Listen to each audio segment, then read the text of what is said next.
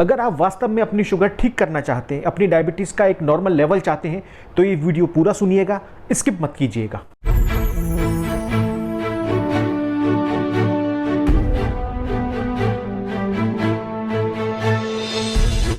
Hello friends, मैं doctor Nitin Sharma. आज मैं ना तो आपको ये बताऊंगा कि शुगर की नॉर्मल वैल्यू क्या होती है, ना ये बताऊंगा कि शुगर बढ़ने से बॉडी में क्या होगा और कम होने से बॉडी में क्या होगा। आज मैं आपसे बात करूंगा कि आखिर ये शुगर बॉडी में होती क्यों है। शुगर होने के कुछ नॉर्मल कारण माने जाते हैं, जिनमें पहला कारण ये है, लोग कहते हैं कि भाई मीठा कम खाइए, आपको शुगर नहीं होगी, और हो गई है तो ठीक रहेगी। ठीक है, आप मथुरा चले जाइए। मथुरा में जो पुजारी पंडे होते हैं, ये एक दिन में 2 से 3 किलो 4 किलो मीठा खाते हैं, पर इनकी शुगर आपसे और हमसे नॉर्मल आएगी। कुछ लोग कहेंगे मोटापा, कि मोटापा शुगर होने का कारण है, पर कई ऐसे मोटे लोग हैं जो आपसे और हमसे ज़्यादा लचीले हैं, आपसे और हमसे ज़्यादा फिट हैं, और उनकी शुगर आपसे और हमसे ज़्यादा नॉर्मल आती है। कुछ लोग कहते हैं कि ज़्यादा बैठे रहने पर शुगर हो जाती है, तो संत महात्मा जो दिन दिन भर बैठकर प्रार्थना पूजा करते हैं, उनकी शुगर नॉर्मल रहती है। असल में शुगर का बढ़ना बॉडी की डिफेंस मैकेनिज्म पर निर्भर करता है। हमारे शरीर का जो सिस्टम है, हमारी जो बॉडी है, वो हर चीज़ को एक तारतम्य से, एक इक्विलिब्रियम में रखना चाहती है, बैलेंस में रखना चाहती है, जिसे मेडिकल भाषा में होम्योस्टेसिस कहा जाता है। जैसे नॉर्मल हार्ट रेट कितनी चलेगी, ब्लड प्रेशर कितना होगा, हार्ट कितनी देर में कितना धड़केगा, हम 1 मिनट में कितनी बार सांस लेंगे, हमारे ग्रोथ हार्मोन बॉडी में कब कम होंगे, कब ज़्यादा होंगे, किस समय हमें किस हार्मोन की ज़रूरत है, किस फंक्शन की ज़रूरत है, ये सब बॉडी निर्धारित करती है। और अगर किसी चीज़ की कमी होती है तो उस चीज़ को बढ़ाया जाता है, और कोई चीज़ अगर ज़्यादा होती है तो उसको कम किया जाता है। जैसे जब हम खुश होते हैं तो खुशी का हार्मोन निकलता है, एंडोर्फिन, और उससे हमें और ज़्यादा खुशी मिलती है। जब हम घबराहट या डर की पोजीशन में होते हैं तो एड्रेनलिन नाम का हार्मोन निकलता है, जो हमें फ्लाइट और फाइट की कंडीशन में पहुंचा देता है कि या तो हम उस परिस्थिति से भाग जाएं या उसका सामना करें। अब ये सब कौन करता है? बॉडी के अंदर ये सब ग्लैंड्स करती हैं। जैसे कि पैंक्रियास भी एक ग्लैंड है। बॉडी में जब ग्लूकोज की कमी होती है तो ये इंसुलिन का सीक्रेशन रोक लेती है और बॉडी में ग्लूकोज इंक्रीज होने लग जाती है, और जब बॉडी में ग्लूकोज ज़्यादा होती है तो ये इंसुलिन का सीक्रेशन बढ़ा देती है और बॉडी में जो ग्लूकोज है वो नॉर्मल होने लग जाती है। अब ये जितनी भी ग्लैंड हैं जो कि हार्मोन का सीक्रेशन करती हैं बॉडी के फंक्शन को सही चलाने के लिए, इन सब ग्लैंड के ऊपर भी एक मास्टर ग्लैंड होती है, जिसे कि पिट्यूटरी ग्लैंड या पीयूष ग्रंथि कहा जाता है। पीयूष ग्रंथि ही ये सबको निर्देशित करती है, हर ग्लैंड को, कि इस समय इस हार्मोन की ज़रूरत है और इस समय इस हार्मोन की ज़रूरत नहीं है। इस पिट्यूटरी ग्लैंड के ऊपर हमारे ब्रेन का एक पार्ट होता है जिसे हाइपोथैलेमस कहा जाता है। ये hypothalamus heart rate, BP, sugar, mood आदि के हिसाब से काम करता है। ये बताता है पीयूष ग्रंथि को कि इस समय हार्ट रेट बढ़ाओ, बीपी इंक्रीज करो या बीपी लो करो, शुगर इंक्रीज करो या शुगर लो करो। अभी इस पर्सन का बिहेवियर ऐसा है, तो इस बिहेवियर के अकॉर्डिंग वो पिट्यूटरी ग्लैंड को निर्देश देता है, और पिट्यूटरी ग्लैंड बाकी सभी ग्लैंड को निर्देश देकर हार्मोन को कम या ज़्यादा करती हैं। तो आपके समझ में आया। इस हाइपोथैलेमस के भी ऊपर ब्रेन का एक और पार्ट होता है जिसे सेरेब्रल कॉर्टेक्स कहा जाता है। यह सेरेब्रल कॉर्टेक्स, यह मन का केंद्र होता है, बुद्धि का केंद्र होता है। यही वो जगह होती है जहां पर विचार चलते हैं न्यूरॉन्स की शक्ल में।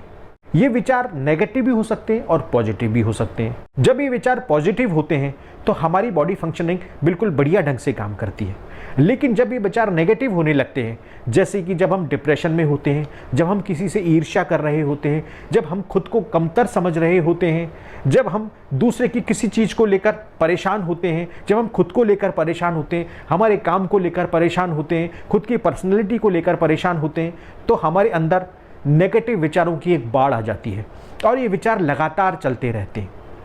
जब ये विचार लगातार चलते हैं तो ये एक तरीके का पॉइजन पैदा करते हैं, और ये पॉइजन धीरे धीरे पूरी बॉडी में फैलने लगता है।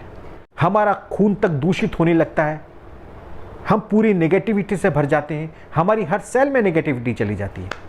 और जब ऐसा होने लगता है तो सेरेब्रल कॉर्टेक्स को लगता है कि भाई ये जो आदमी है ये विषैला होता जा रहा है और इसके इस विष को कम करना पड़ेगा, नहीं तो इसके बॉडी के जो बाकी पार्ट्स हैं उनके ऊपर भी इस विष का असर आने लगेगा और इस पर्सन की जल्दी ही डेथ हो सकती है। अब इस पोजीशन में वो क्या करेगा, वो हाइपोथैलेमस से कहेगा कि इस आदमी को मीठा करो।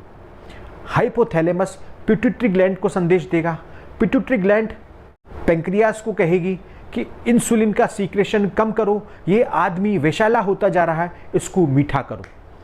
तो पैंक्रियास इंसुलिन कम करने लगता है और बॉडी में शुगर इंक्रीज होने लगती है, जिससे कि हमें जो नेगेटिविटी से, हमारे अंदर एक डिप्रेशन से जो एनर्जी लॉस हो रही है हमारी, उस एनर्जी के लॉस होने से हमें बॉडी में एनर्जी चाहिए, ये ब्रेन हमारा समझता है।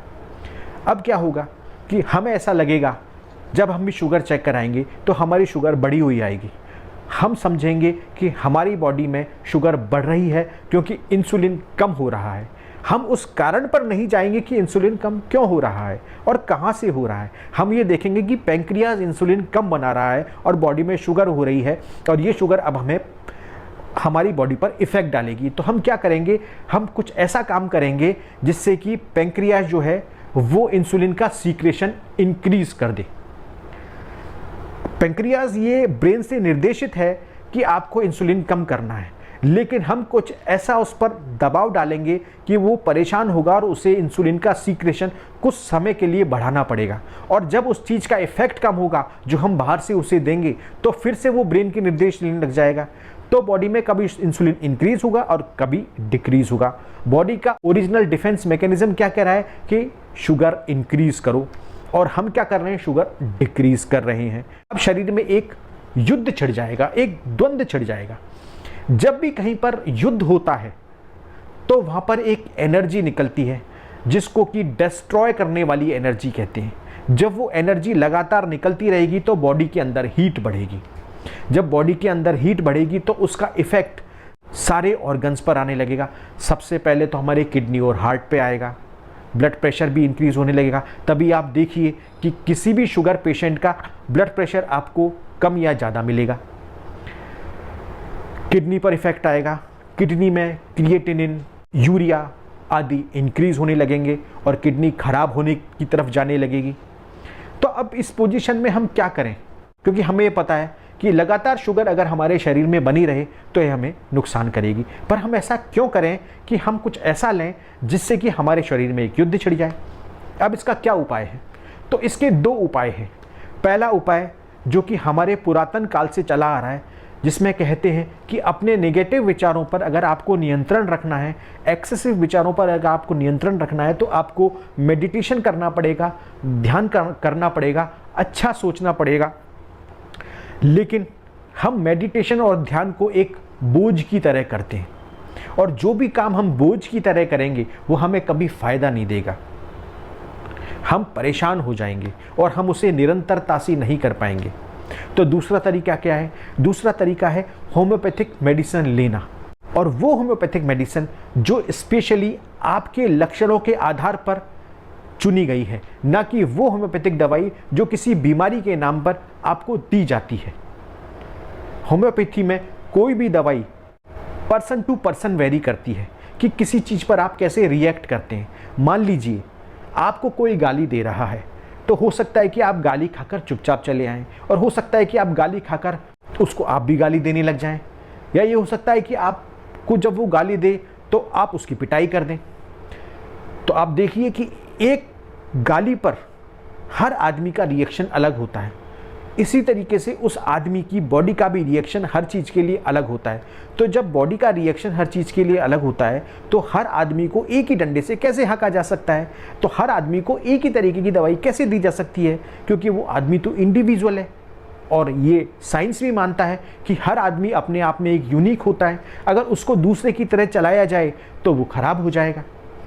तो होम्योपैथी में वो दवाई जो आपके लिए बनी है, अगर आप उसको प्रॉपर लेते हैं तो वो आपकी शुगर कुछ ही समय में रिवर्स कर देगी। मैं यहाँ पर टाइप 2 डायबिटीज़ की बात कर रहा हूँ, क्योंकि टाइप 1 डायबिटीज़ जेनेटिक होती है। होम्योपैथिक दवाई वैसे तो जेनेटिक डिजीज़ पर भी अच्छा काम करती है, पर उसके लिए मेडिसिन बहुत ही एक्यूरेट चाहिए।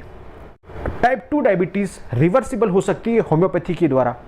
अब होम्योपैथिक दवाई क्या करेगी? आप कहेंगे कि क्या होम्योपैथिक दवाई हमारे नेगेटिव विचार आना बंद कर सकती है? नहीं, आपके नेगेटिव विचार आप खुद बंद कर पाएंगे और उसके लिए आपको अच्छा सोचना होगा। हाँ, दवाई ये करेगी कि उस नेगेटिव विचार के कारण जो आपका ब्रेन अफेक्ट हो रहा है, उस अफेक्ट होने को ये दवाई निल कर देगी।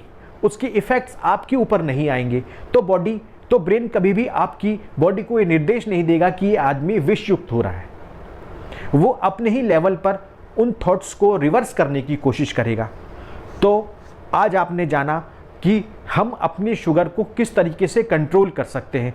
अगर आप इसी तरीके की होम्योपैथी और आध्यात्म से जुड़ी चीज़ों को जानना चाहते हैं तो आप मेरे चैनल को लाइक कीजिए और चैनल को सब्सक्राइब कीजिए। Thank you.